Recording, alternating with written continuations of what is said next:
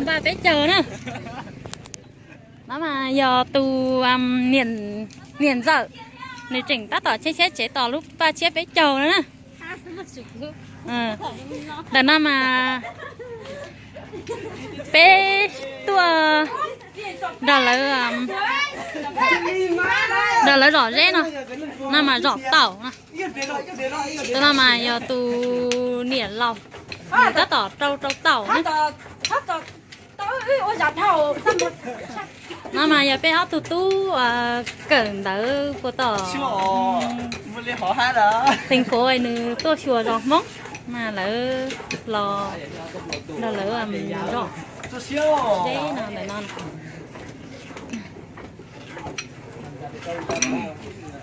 gì nữa bé chở tàu nè bé vô tàu ban non ấy mà lù nhá là tiền của đậu phụ nữa.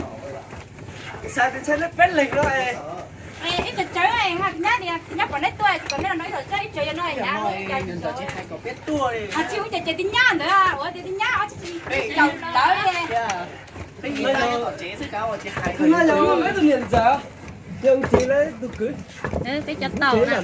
Ô tàu cá sắp lần gì nó nhưng cá hình nó ta chỉ nó cũng tương khi thành lở thế. Tương khi thành lở thế, cứ nhắc tận cá rồi. Cứ nhưng nó kia ta chỉ nó thứ tiền đi sẽ là cháy này. Tụi nó tổng lắm. Mua để nó đánh chặt tổng của bé tao tổng nó ấy. Cái gì à? Trong lồng chay. Ê rồi à. Ôi để má mau. Để má mau nữa vô. Tí nữa. Hai nó một phé. Đi. Cái chỗ nào tôi phá rồi. Nó mà giờ bé tù Chị bao giờ chị kia. người ta tỏ rõ dễ tí là có xin nhà nó hay có tôi nữa này có tôi lò rõ dễ này có họ không trả xương nhá bể đó mong mà này Không sẽ chập lại nữa cho sẽ không gì sai. nên tại mà sầu rõ dễ để nó mù phải chế cho tao mù không thiết tê nỉa thiết chỉ biết tôi mình nhỏ nữa nè họ tôi cho bể đó mong là nè họ mua của má chị trong xía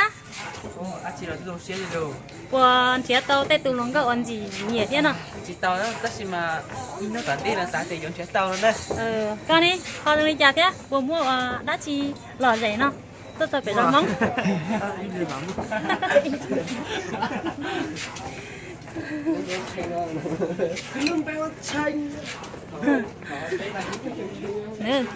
nhớ lòng nói anh là được nhớ lòng có không đi chào là nè có tôi phải ra món là có bố một cái đã chỉ lò rẻ cái thứ chỉ chia ly cái chỉ nhìn giỏi đấy các bạn té ở tôi tay ký rồi có không đi chào là nè nhiệt luôn của chứ nó vô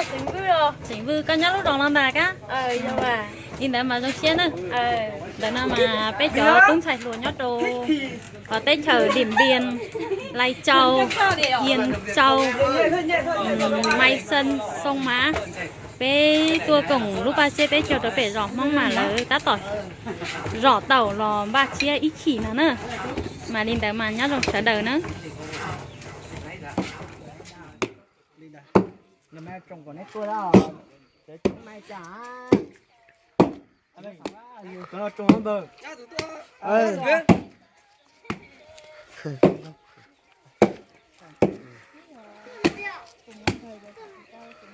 trồng hết trồng kìa chỉ nhất là bây giờ trồng gì thì tôi đây biết là chưa trồng gì rồi nữa Ôi giờ cho em nó biết tụi mình thế này ăn thích tay lúc biển nè. cá kinh gì cũng lắm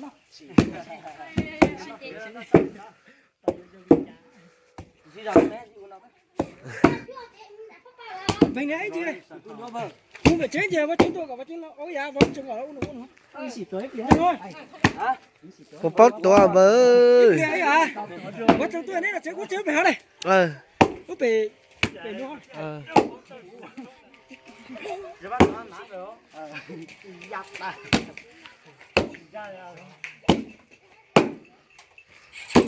điều nào rồi đó nào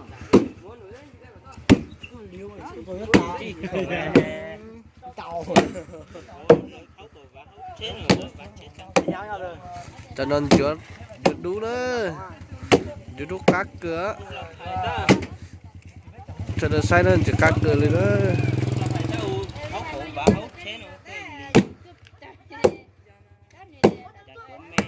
ơi để ra bơi mà thôi cùng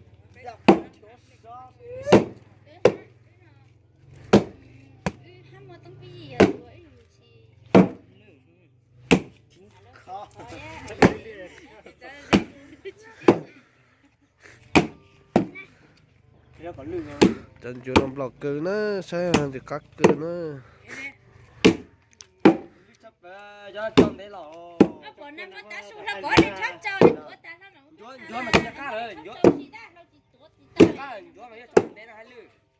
ở tù tù lùa mua giọt cơ nữa thế thì qua tù to nữa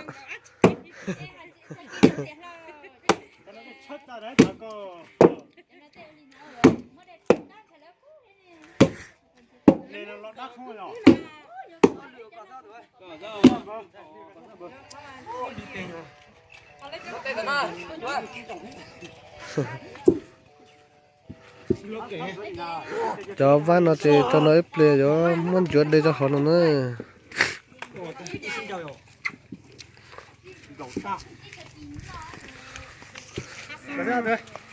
cho cái nó Ôi, chặt tàu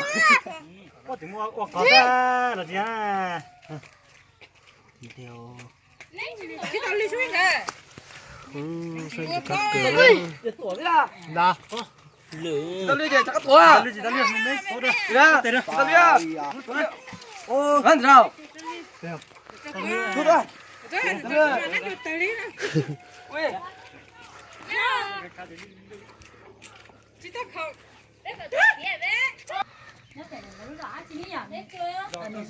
lọc tân sư nè đây nhá phải gì tua nhá không đây nhá là về xong má phía về lại sau cái lò xay của tim bóng màn là tác tạo anh giữa đấy mà đầu tiên là con chứ cho nhện lò này cho tí lò thế cho mà nhện cho chín giờ nữa nó nói cho nó không vấn mà anh không vấn mà anh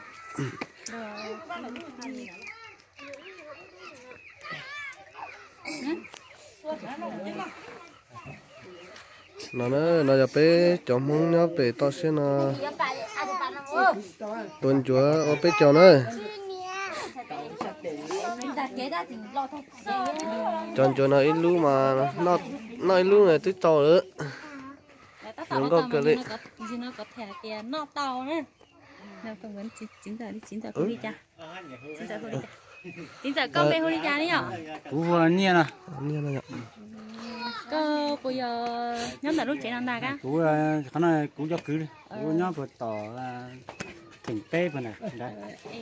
có giờ sỉnh không đắt chiều cú giờ sỉnh mùa nên nó nhóm để nó to hơn bé này nè cái loại nhóm nó to hơn bé sao cho lầu có thể cho lầu nhóm to ta nó sẽ to môi à tích tụi tao tích cái sông nữa rồi sông nó có mấy chợ sông là nè cú tích chào ô sông đi tới mà chỉ thua anh đi em mà ô chào 9 giờ nữa đó là chả phê kia không lỏng á nó giống sao đây đấy à bên mặt xin chỉ đôi à nó ô chào nữa